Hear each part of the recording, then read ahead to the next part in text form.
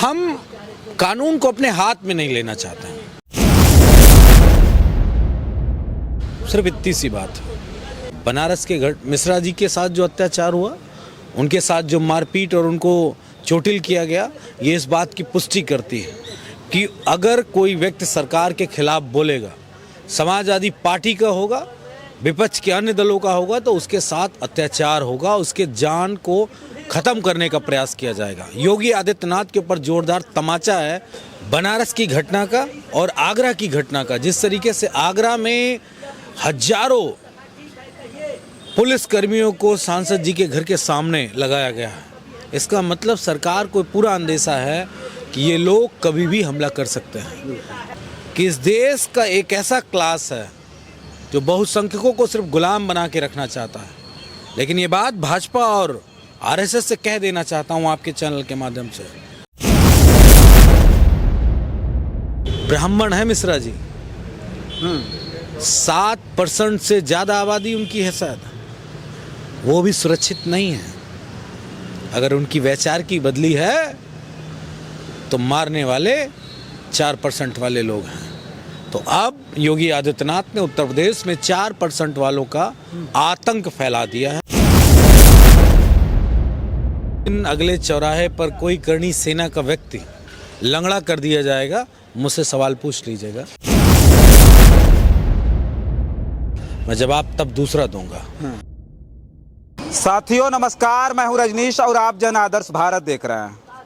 इस वक्त हम उत्तर प्रदेश की राजधानी लखनऊ में हैं और इस देश की जो सबसे बड़ी खबर है, जिस पर लगातार हम चर्चा कर रहे हैं, रामजी लाल सुमन जो समाजवादी पार्टी के राज्यसभा के सांसद हैं, उनके घर पे पिछले दिनों जो हमला हुआ था, उसके बाद करणी सेना ने अल्टीमेटम दिया था कि 12 तारीख को फिर से हम आगरा जुटेंगे और पूरे देश के क्षत्रिय समाज के लोगों को, खास करके महाराणा प्रताप और महाराणा सांगा के तमाम जो है अनुयायियों को आह्वान किया गया था कि आप आगरा पहुंचिए और आकर के रामजी लाल सुमन को सबक सिखाने की धमकी दी गई थी। लेकिन आज जो सबसे बड़ी खबर आ रही है, आज ही के दिन अभी कुछ देर पहले ही समाजवादी पार्टी के नए नवेले नेता बनारस वाले मिश्रा जी पर चाकुओं से आधा दर्जन हमलावरों ने हमला कर दिया है। अब सोचिए कि ये जो खबर है पूरी तरह से देश भर में आग की तरह फैल गई। सर बहुत बहुत स्वागत है आपका। बहुत धन्यवाद आपका। क्या कहेंगे, ये दिन पर दिन जो ये सारा माहौल है वो बदलता जा रहा है। अब तो समाजवादी पार्टी के नेताओं पर हमले शुरू हो गए। आपसे अनुरोध है आप ऐसे शब्द का प्रयोग करें कि आपके दर्शकों को समझ में आए। दिन प्रतिदिन उत्तर प्रदेश आतंक का प्रदेश बनता जा रहा है। हर व्यक्ति असुरक्षित है। व्यक्ति अपनी भावनाओं की अभिव्यक्ति नहीं कर सकता। व्यक्ति को जो अधिकार मिला है संविधान में कि वो अपनी बात कह सके, सरकार को क्रिटिसाइज कर सके, सरकार का विरोध कर सके, सरकार से सवाल पूछ सके, उस सारे अधिकारों को ख़त्म किया जा रहा है। बनारस के मिश्रा जी के साथ जो अत्याचार हुआ, उनके साथ जो मारपीट और उनको चोटिल किया गया, ये इस बात की पुष्टि करती है कि अगर कोई व्यक्ति सरकार के खिलाफ बोलेगा, समाजवादी पार्टी का होगा, विपक्ष के अन्य दलों का होगा, तो उसके साथ अत्याचार होगा, उसके जान को खत्म करने का प्रयास किया जाएगा। योगी आदित्यनाथ के ऊपर जोरदार तमाचा है बनारस की घटना का और आगरा की घटना का। जिस तरीके से आगरा में हजारों पुलिस कर्मियों को सांसद जी के घर के सामने लगाया गया है, इसका मतलब सरकार को पूरा अंदेशा है कि ये लोग कभी भी हमला कर सकते हैं। और अगर उत्तर प्रदेश में 22% आबादी के SC और ST समाज के लोगों के साथ अत्याचार कोई 4% समाज के लोग कर रहे होंगे, तो इसका मतलब वो संविधान का उल्लंघन कर रहे हैं। इसका मतलब वो चाहते हैं कि दबदबा और जो कुछ नियम कानून है, जो कुछ इस प्रदेश में चलायमान हो, जो मानने वाली बात हो, वो 4% लोगों की बात हो, ना कि 22% लोगों की भी बातों की आवाज़ को सुना जाए। अच्छा, एक चीज़ हम ये देख रहे हैं कि तलवारें लहराई जा रही हैं एक तरफ। अभी हमारी बातचीत हो रही थी वहाँ बनारस के लोगों से, वो लोग कह रहे हैं कि कई दिनों से मिश्रा जी की रेकी की जा रही थी, लगातार हजारों फ़ोन आ रहे थे, धमकियाँ आ रही थी, उसके बाद इस तरह का जो है इस तरह की घटना को अंजाम दिया जा रहा है। अब तो समाजवादी पार्टी के तमाम कार्यकर्ता और नेता अब तो भय में जिएंगे भी। नहीं, भय तो नहीं समाजवादी पार्टी को है। इस बात को जानकारी आपके चैनल के माध्यम से मैं उन तमाम सारे लोगों को दे दूं। हम कानून को अपने हाथ में नहीं लेना चाहते हैं, सिर्फ इतनी सी बात है। ये लड़ाई वैचारिकता की है, ये लड़ाई सत्ता बनाम विपक्ष की है, हथियार उठाने की लड़ाई नहीं है। अगर आप तलवारें लहरा रहे हैं, आप लोगों की जान माल को नुकसान पहुंचा रहे हैं, तो वो 4% वाले लोग हैं। अगर बहुसंख्यक समाज के लोगों ने इस बात को बांध लिया कि अब हमें चाहे बलिदान देना पड़ जाए, तब कहाँ जाएंगे वो लोग। लेकिन योगी आदित्यनाथ के प्रदेश का क्या होगा? योगी आदित्यनाथ चाहते क्या हैं? इस देश के, इस प्रदेश के दलितों पे गोली चलवाना चाहते हैं। आप याद करिए, एक SC/ST कानून में संशोधन की बात आई थी मोदी जी की सरकार में।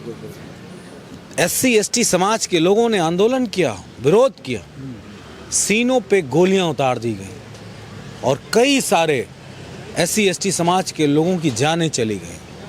तब नरेंद्र मोदी जी को कहना पड़ा कि मेरे दलित भाइयों को मत मारो, चाहे मेरे सीने में गोली मार दो।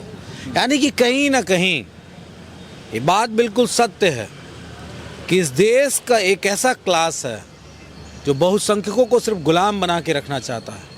लेकिन ये बात भाजपा और RSS से कह देना चाहता हूँ आपके चैनल के माध्यम से, गुलामी तो इस देश के स्वतंत्रता संग्राम सेनानियों ने ख़त्म करा दी थी। भगत सिंह, राजगुरु, चंद्रशेखर आज़ाद, बहुत सारे ऐसे नेता हुए, क्रांतिकारी हुए, जिन्होंने अपना बलिदान दिया और देश को आज़ाद कराया। लेकिन एक गुलामी और थी, जिस गुलामी का प्रदर्शन आज दिखने को मिल रहा है कि एक कुछ क्लास के लोग, कुछ वर्ग के लोग दलितों, पिछड़ों पे हुकूमत करना चाहते हैं। उसकी भी लड़ाई बाबा साहब भीमराव अंबेडकर जी ने अपने पूरे जीवन काल में लड़ी, समाजवादियों ने लड़ी, डॉक्टर लोहिया जी ने लड़ी, नेताजी ने लड़ी, सिद्धे नेताजी के साथ साथ मुलायम सिंह यादव जी, सिद्धे शरद यादव जी, सिद्धे रामविलास पासवान जी, इन सब लोगों ने लड़ी और लड़ के हम सबको अधिकार दिलाए। हम लोग अपनी बात कह सकते हैं। अगर कोई आज एक बनारस में मिश्रा जी के ऊपर अटैक हो जाएगा तो कोई ये मत सोचे कि वो 6 लोग अपने आप को सुरक्षित समझें। समाज उनका भी है। मैं 4% बार बार कह रहा हूँ, आप इस पे मुझसे सवाल नहीं पूछ रहे हैं, लेकिन फिर भी मैं उत्तर दे रहा हूँ। ब्राह्मण है मिश्रा जी, 7% से ज़्यादा आबादी उनकी है शायद, वो भी सुरक्षित नहीं है। अगर उनकी वैचार की बदली है तो मारने वाले 4% वाले लोग हैं।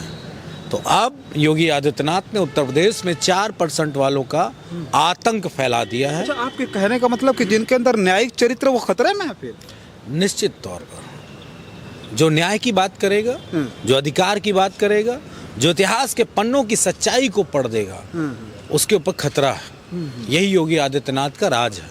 इसको जिस राज से तुलना करना, उस राज से आप तुलना कर लो। योगी आदित्यनाथ के हैं, जाके उनकी आईडी लगा के माउथ में उनसे पूछे ये कौन सा दौर चल रहा है, अमृत काल में कौन सा दौर चल रहा है, तो कोई दौर बताएंगे। वही दौर चल रहा है जहाँ पे दलितों को मारा जाएगा, ब्राह्मणों के सर फोड़े जाएंगे, लोगों की आवाज़ को दबाया जाएगा। शायद वही राम राज्य है। अच्छा, ये आखिरी हमारा सवाल ये होगा कि सरकार फेल है, पुलिस प्रशासन फेल है, सिस्टम फेल चल रहा है, तो ये अभी राज्यसभा सांसद के ऊपर इतना बड़ा खतरा मंडरा रहा है। आज देखा जा रहा था कि तमाम बाउंसर तैनात किए गए थे, अपनी सुरक्षा के लिए उन्होंने तैनात कर रखे थे, तब भी आज पंचायत हो रही है। कहने के बावजूद भी इतनी तगड़ी सरकार में कहा जाए, मतलब ये हवा है कि तगड़ी सरकार है। तो हम ये जानना चाहेंगे फिर सुरक्षा का जिम्मा लोग कैसे उठाएंगे, मतलब कैसे अपने आप को सुरक्षित लोग रखेंगे फिर? जो मौजूदा सरकार है वो सुरक्षित है, उनके लोग सुरक्षित हैं।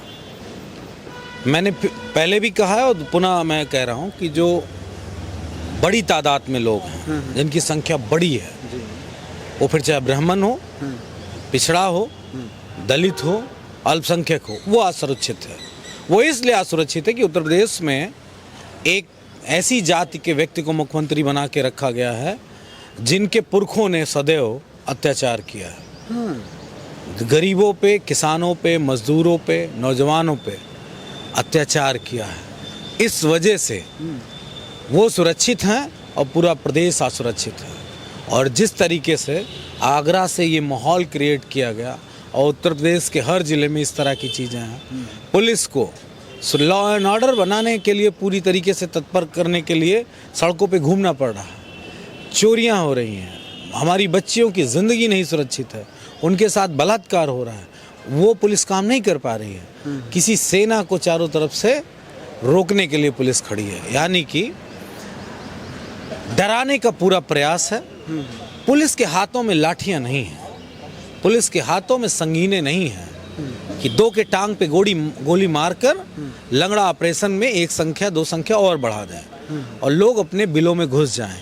वो इसीलिए नहीं कर रहे हैं कि वो सारे घर के भाई भतीजे हैं, उनके ऊपर गोलियां नहीं चलाई जा सकती हैं। मुख्यमंत्री जी दावा तो करते हैं कि जो उत्पात मचाएगा, इस चौराहे पर उत्पात मचाएगा, अगले चौराहे पर उसको जिस दिन अगले चौराहे पर कोई करनी सेना का व्यक्ति लंगड़ा कर दिया जाएगा, मुझसे सवाल पूछ लीजिएगा, मैं जवाब तब दूसरा दूंगा।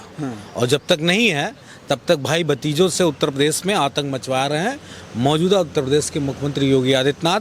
भाई भतीजा मैं इसलिए जानबूझकर कह रहा हूं कि पुलिस पंगु बनी है। अब तक एक बार हमला हुआ, कितने लोग गिरफ्तार हुए, कितने लोगों के पैरों को लंगड़ा किया गया, कितने लोगों को स्वर्गलोक से धार दिया गया, कितने लोगों को जेलों में ठूस दिया गया। कुछ बताइए मुझे आंकड़ा, तो मैं जवाब दूं। और अगर नहीं आंकड़ा है तो जो मैं कह रहा हूं उसी को स्पष्ट रूप से जनता से कह दीजिए अपनी तरफ से भी कि उत्तर प्रदेश में योगी आदित्यनाथ के भाई भतीजे आतंक मचा रहे हैं। तो ये विपक्ष कैसे निपटेगा इन चुनौतियों से? हम संविधान के दायरे में रह के लड़ाई लड़ेंगे। अगर गुंडाई करनी होगी तो मेरे ख्याल से फिर पूरी दुनिया में नाम खराब होगा कि समाजवाद जो बराबरी की बात करता है, जो संविधान की बात करता है, उसने हथियार उठा लिए। हम हथियार उठा के नक्सलाइट बात नहीं करना चाहते हैं। हम संविधान के तहत इस सरकार से लड़ेंगे और जिस दिन भीड़ दिखाने की बात आ जाएगी उस दिन कुछ लोग दिखेंगे नहीं, लेकिन फिर भी समाजवादी पार्टी बहुत पेशेंस के साथ चीज़ों को बनाए रखे हुए है। हम नहीं चाहते हैं कि कोई उग्र हो। अगर आपके अंदर न्यायिक चरित्र नहीं है, आपके अंदर सत्यता को स्वीकारने की क्षमता नहीं है, उसके लिए समाजवादी पार्टी क्या करे वो तो सरकार के लोग बताएं, उनको समझाएं। फिर भी इस लड़ाई को अंतिम पायदान तक अगर ये लोग ले जाना चाहते हैं तो हम अंतिम पायदान तक चलेंगे लड़ने के लिए, वहाँ फिर चाहे जो कुछ हो। चलिए ठीक है, देखिए हमारे साथ समाजवादी पार्टी के प्रवक्ता मनोज यादव जी थे जिनसे हम चर्चा कर रहे हैं। और जो है ये जो मामला है करणी सेना को लेकर के, रामजी लाल सुमन को लेकर के, वो अब धीरे धीरे अलग ही रूप अख्तियार करता जा रहा। सोचिए अभी हालांकि समाजवादी पार्टी के प्रवक्ता से हमारी बात हो रही तो उन्होंने एक बात कही कि इस देश में दलित, पिछड़ा और ब्राह्मण को भी उन्होंने ऐड किया कि ब्राह्मण भी सुरक्षित नहीं है, जिसकी जनसंख्या 7% है, जिस पे 4% के लोग हावी हैं। तो इस तरह की बातें अब आ रही है, किस तरह का माहौल क्रिएट किया जा रहा है, वो सारी चीज़ों पर हमारी नज़र है। जो सबसे बड़ी घटना हुई बनारस वाले मिश्रा जी को लेकर के, वो जो है घटना बहुत बड़ी घटना है। मारने की कोशिश थी उनको, और जो है ये आधा दर्जन जो हमलावर थे उनके ऊपर अटैक करने के लिए आए थे। ये उनका सौभाग्य था कि वो अभी बच गए हैं। जो है अभी सेफ हैं कि नहीं है ये तो जो है जानकारी नहीं है, लेकिन आगे बहुत सारी जानकारियां इकट्ठा करके आपके बीच में खबरें ज़रूर भेजेंगे। तब तक के लिए आप बने रहें जन आदर्श भारत के साथ। हमें दे इजाज़त, नमस्कार।